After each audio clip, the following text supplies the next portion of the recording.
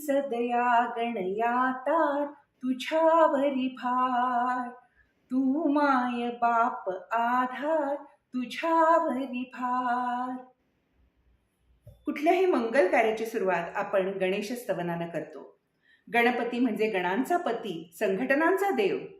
मग तात्यांनी आपली संघटना मित्रमेळा याच्या कार्यक्रमादरम्यान सादर करण्यासाठी जर गणपती स्तवन लिहिलं तर त्यात नवलते काय? तात्यांच्या याच गणेश स्तवनाचं निरूपण मी मुंबईची रहिवासी मधुमंजरी गटणे आज करणार आहे. 1899 मध्ये तात्या भगूरहून नाशिकला गेले आणि त्यांनी आपल्या प्रत्यक्ष क्रांतिकार्याला सुरुवात केली. ती राष्ट्रभक्त समूह ही त्यावेळी केवळ 3 सदस्यांची समिती स्थापन करून नंतर या समितीची एक प्रकट शाखा म्हणून मित्रमेळाची स्थापना नंतर 2-1 महिन्यातच झाली. या मित्रमेळातर्फे राष्ट्रभक्तीविषयक क्रांतीविषयक प्रचाराचं कार्य तात्यांनी सुरू केलं. तात्यांची अशी धारणा होती की कुठल्याही क्रांतिकार्याची 2 अंग असतात, एक म्हणजे आचार आणि दुसरं म्हणजे प्रचार. प्रत्यक्ष वासुदेव बळवंत फडके यांनीही जेव्हा क्रांतिकारी चळवळ उभारली होती त्यावेळी त्यामध्ये एक प्रचारक गट असे जो विविध ठिकाणी जाऊन व्यंगोक्तीपूर्ण अशा गीत गायनानं परकीय जोखडाखाली असलेल्या मातृभूमीच्या दुर्दशेचं वर्णन करत असे. मग तात्यांनी हे जे प्रचार कार्य मित्रमेळातर्फे सुरू केलं त्यामध्ये ते स्वतः व्याख्यान देत असत.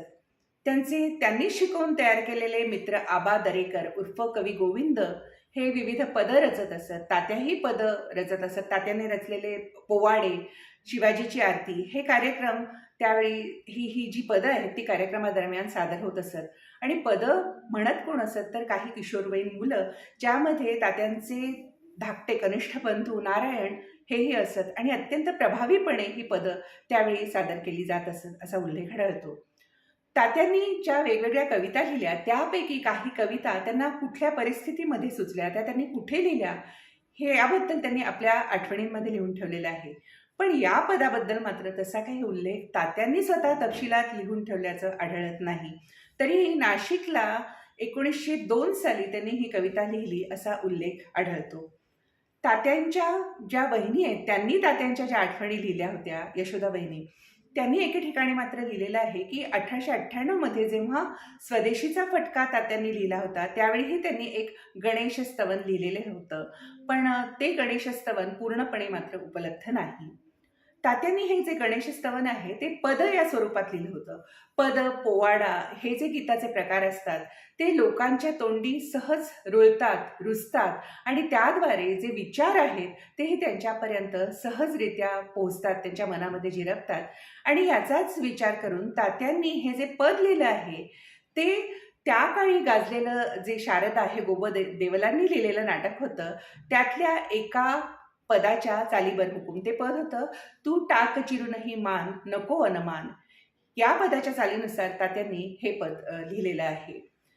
गणेश स्तवन म्हटलं की त्यामध्ये आपल्याला नेहमी आढळून येतं की गणेशाची नंतर त्याच्यामध्ये गणेशाचं वर्णन केलेलं असतं. तो कसा दिसतो, त्याने काय धारण केलेलं आहे. पण तात्या सुरुवातीला गणेशाची प्रार्थना करतात आणि नंतर त्यांचा जो मूळ उद्देश आहे त्याच्याकडे वळतात. आणि या काव्यामध्ये त्यांनी आपल्या भारतभूमीची कोण होतीस तू, काय झालीस तू अशी अवस्था वर्णन करून लोकांच्या, राष्ट्राच्या अस्मितेला जागा करण्याचा प्रयत्न केला आहे असं आपल्याला जाणवतं. पहिल्या कडव्यामध्ये ते एका ब्राह्मणाचा उल्लेख करतात जो आहे ब्राह्मतेजलेला तसंच क्षात्रतेजलेला. आपला शाप किंवा आपला शर म्हणजे आपलं शस्त्र याद्वारे जो आपल्या शत्रूचं निर्दालन करू शकेल असा तो ब्राह्मण. अर्थात तो कोण आहे? प्रसिद्ध जो श्लोक आहे, अग्रतः चतुरो वेदः पृष्ठतः सशरं धनु इदम ब्राह्मम इदम क्षात्रम शापादपि शरादपि. अर्थात हे वर्णन आहे परशुरामाचं, जो विष्णूचा 6वा अवतार होता त्याची ही भूमी. आणि आता मात्र त्याची दशा काय झालेली आहे, त्याने आपल्या ब्राह्मतेजाद्वारे षड्रिपूंना सुद्धा वश करून घेतलं होतं. पण आता मात्र अर्थात ब्राह्मण म्हणजे जातीनुसार जे ब्राह्मण आहेत ते तात्यांना अपेक्षित मुळीच नाहीत, कारण तात्यांनी स्वतः प्रत्यक्षात कधी जातीभेद हा मानलाच नव्हता. पण ब्राह्मण म्हणजे जो विद्वान, त्या काळी नेमस्थ मंडळी जी होती, बुद्धिवादी मंडळी, ती काय करत होती तर इंग्रजांची हाजी हाजी करण्यात धन्यता मानत होती. इंग्रजांचा राजा तोच आपला राजा असं समजून प्रत्यक्ष काशीच्या विद्वानांनी रिपन या अधिकाऱ्याची गाडी ओढली होती. ही खंत कदाचित तात्यांच्या मनात असेल का? आणि त्यातूनच या पहिल्या कडव्याची निर्मिती झाली असेल. तात्यांनी जेव्हा मित्रमेळाचं काम सुरू केलं तेव्हा अगदी वेदकालीन कथाकथनापासून ते अर्वाचीन इतिहासापर्यंत विविध क्रांतीचा जो इतिहास आहे त्याची पारायणं केली. आणि तात्यांना तर राजपुतांच्या इतिहासाबद्दल, लढवय्या राजपुतांच्या इतिहासाबद्दल प्रचंड अभिमान होता. तोच नंतरच्या कडव्यामध्ये डोकावतो. आणि याच वेळी अग्निकाष्ठ भक्षण करणाऱ्या राजपूत स्त्रियांविषयी ते लिहितात. त्याचा उल्लेख तात्यांनी आपल्या विविध वाङ्मयामध्ये, आपल्या कवितांमध्ये, आपल्या भाषणांमध्ये, नाटकांमध्ये केलेला आहेच.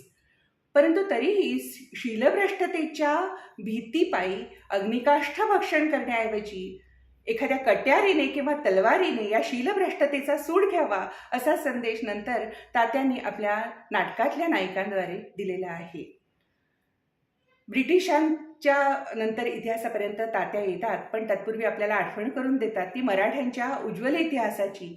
बाजीराव जो कधीही एकही लढाई हारला नव्हता, मराठी ज्यांनी अटकेपार आपला झेंडा नेला, दिल्लीमध्ये आपलं साम्राज्य प्रस्थापित केलं, आणि आता त्याची दशा दुसऱ्या बाजीरावाच्या त्या इतिहासापर्यंत काय झालेली आहे तर अवनतीला सुरुवात झालेली आहे. आपल्या मराठा बंधूंबरोबर लढण्यासाठी त्या पळपुट्या बाजीरावाने इंग्रजांचं सहाय्य घेतलं, आणि आता आपल्या मातृभूमीची काय दशा झाली आहे याचं वर्णन या पदामध्ये करून तात्या आपल्या अस्मितेला जागृत करतात, एकतेचं महत्त्व पटवतात, आणि एकत्र राहू तरच आपला देश, आपण सुरक्षित राहू हे नकळत आपल्याला सांगून जातात. हा त्यांचा जो संदेश आहे तो खरोखरच कालातीत आहे. आजही तो लागू होतो असं आपल्याला नाही वाटत? नमस्कार.